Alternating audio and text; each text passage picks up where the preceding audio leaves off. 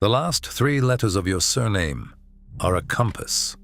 If they read S-E-N, the needle points north to the coast of Germany.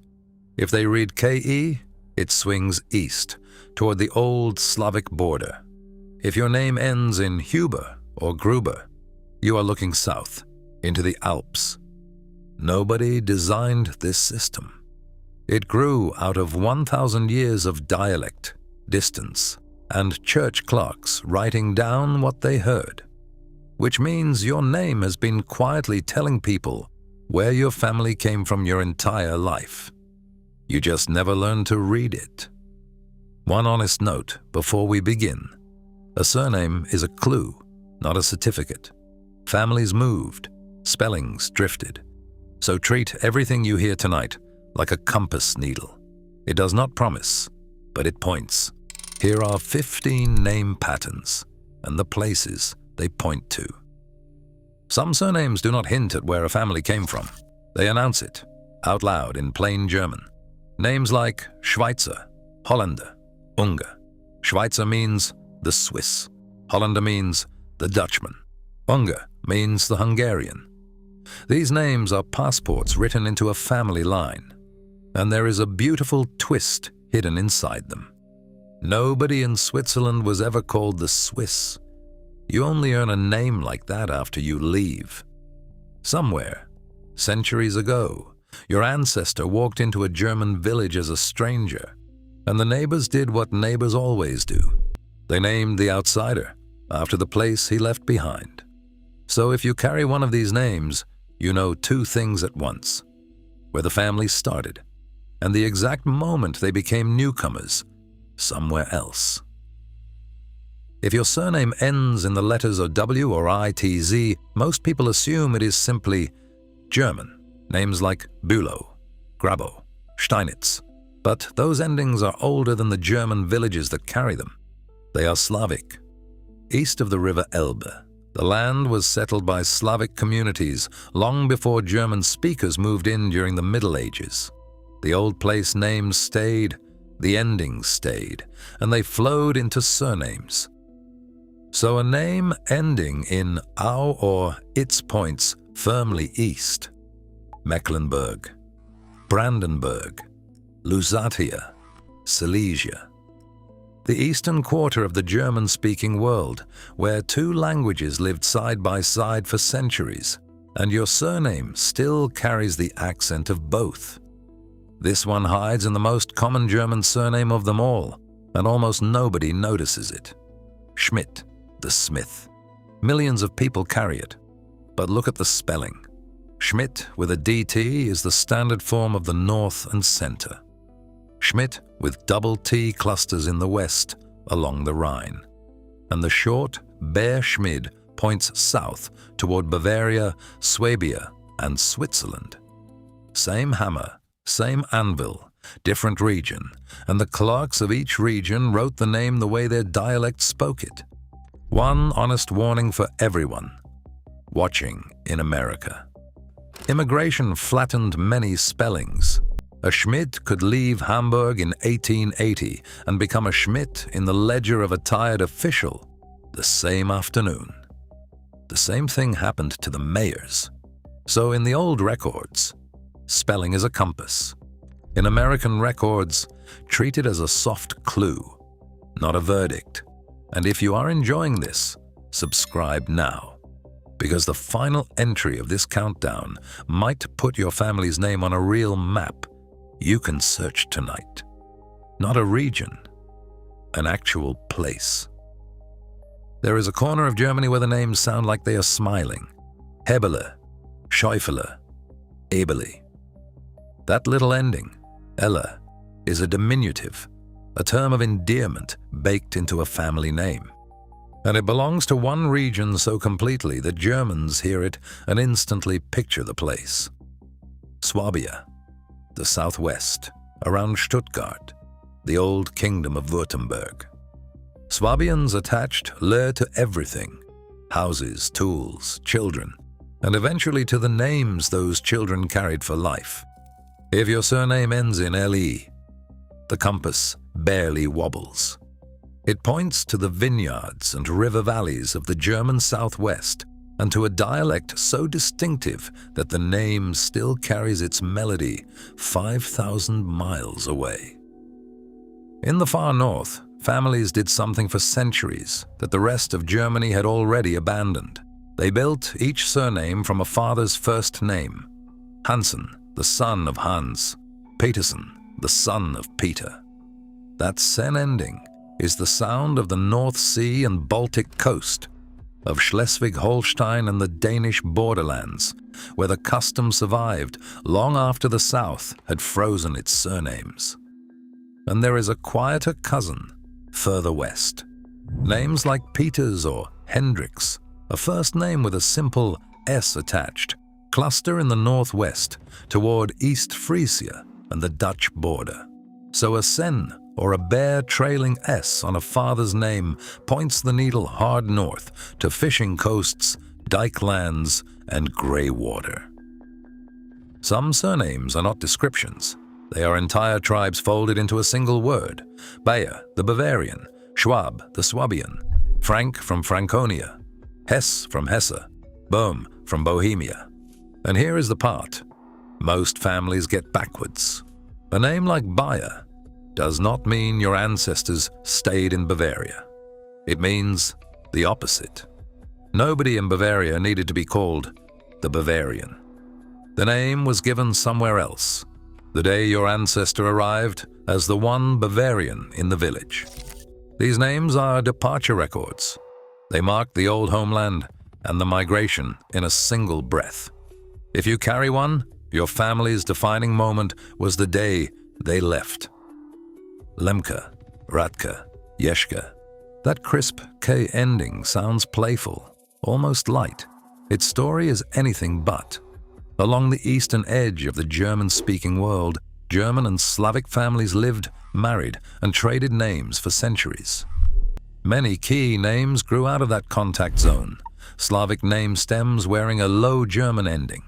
Others are pure Northern German pet forms, so this needle swings across a wider arc than most. But the weight of the records leans clearly east and northeast. Pomerania, Prussia, Brandenburg, the lands along the Baltic where the two worlds blended. A K name is usually the sound of that frontier, carried west one emigration at a time. Now for the trap, the ending that looks like a clue, and mostly is not. Mann, Hoffmann, Neumann, Kaufmann. Millions of names, and here's the honest truth. Mann was used everywhere, from the Alps to the coast. On its own, it tells you almost nothing about region. And we are telling you that on purpose, because a compass you can trust has to admit where it goes blind. But do not throw the name away. The front half of a Mann name still talks. A Hoffmann worked a manor farm. A Kaufmann traded goods. And combined with other evidence, records, spellings, the places a family settled in America, even a silent man name starts to speak. Just never let it testify alone. Here is a secret that almost nobody outside Germany knows. Your ancestor's job title was a dialect fingerprint. Take one trade, the man who built wooden barrels. In the north and east, he was called Butcher. In Saxony and Silesia, Böttner. In the southwest, Küfer. In Bavaria and Austria, Fassbinder, or simply Binder. 4 completely different surnames, 1 workshop. The same is true for the butchers. Metzger points south and west. Fleischer points to the center and east. Schlachter points north. So 2 families can carry names that share not a single letter and still descend from the exact same trade in 2 different corners of the map. If your surname is one of these, you are holding a double record. What your ancestor did all day, and the dialect of the town where he did it. South of the Danube, the map changes. Names stop pointing at regions and start pointing at single farms. Huber, Gruber, Hofer, Bichler. A Huber was a full measure of farmland, so Huber meant the man who held one. Gruber lived by the hollow. Hofer held the farmstead. These are the names of the Alpine world. Bavaria, Austria, Tyrol, where a farm kept its name for centuries and passed it to whoever worked it, which means something remarkable. Some of these families are named after a specific piece of land, a real slope, a real hollow, a real farmhouse. And in the Alps, where farms outlive empires, a few of those farmsteads are still standing today, under the same name your family carries. And then there is the most famous farmer of them all, Bauer, and everything built on it. Neubauer, the new farmer. Moosbauer, the farmer by the moss. Kleinbauer, the smallholder. Farming happened everywhere, so you might expect this name everywhere too. But the records lean clearly south. The Bauer names cluster in Bavaria, Austria, and the lands along the Danube, where the word Bauer carried weight and standing. The full farmer, the man with the big holding. Alone, a Bauer name is a lien, not a verdict. But sitting next to the Hubers and the Grubers of the last entry, it fills in the same southern picture. If your name ends in Bauer, the smart money is on the Alpine foothills. The smallest region on tonight's map has the most precise signal of all. Listen to these names: Brendley, Eberli, Bullman. That soft Lee ending is Swiss German, and it barely exists anywhere else. Where Swabia softened names with Lee, Switzerland went one step further. And the difference between those two tiny endings is an international border. A surname ending in Lee is about as close to a pin on the map as a name can get. The Swiss plateau, the Alpine valleys, the old Confederation. If your family carries one, the needle does not point to a region. It points to a country, and a small one, and it is very rarely wrong. Some families skip the riddles entirely and name themselves after a city. Nürnberger from Nuremberg, Bamberger from Bamberg, Frankfurter from Frankfurt, Landauer from Landau. The pattern is simple: a town's name plus and it worked exactly like the passport names from the start of our countdown. You were never called the Nuremberger in Nuremberg. You earned that name the day you arrived somewhere else. These names are the easiest on tonight's list to read, and one of them became world famous attached to a sausage instead of a family. But if your surname is a German city, wearing an your search does not start with a region. It starts with a street map. Some surnames point to places you cannot visit anymore. Preuss, the Prussian. Pommer, from Pomerania. Schlesinger, from Silesia. Look for these homelands on a modern map, and you will not find them. Prussia was dissolved in 1947. Pomerania and Silesia were divided and renamed, their German communities scattered west after 1945. The borders moved, the maps were redrawn, but a surname does not obey a treaty. Millions of families carry names that outlived the very places they point to. If yours is one of them, your name is not just a clue anymore. It is a memorial. It remembers a homeland that exists nowhere else except in records, in photographs, and in you. And that brings us to number 1, the largest family of German surnames in existence, and the only entry tonight that might end with you finding your name on a road sign. Listen for these endings: Bach, the stream; Berg, the hill; Dorf, the village; Feld, the field; Stein, the rock; Berg, the fortress. These are place names, taken directly from real streams, real hills, real settlements. A family called Kaltenbach once lived by a cold stream, and villages named Kaltenbach still stand today in the Black Forest and in the Austrian Alps. A family called Lindenberg took its name from a linden hill, and you can drive to Lindenberg in the Allgäu this afternoon. Not every one of these names still has a living twin on the map.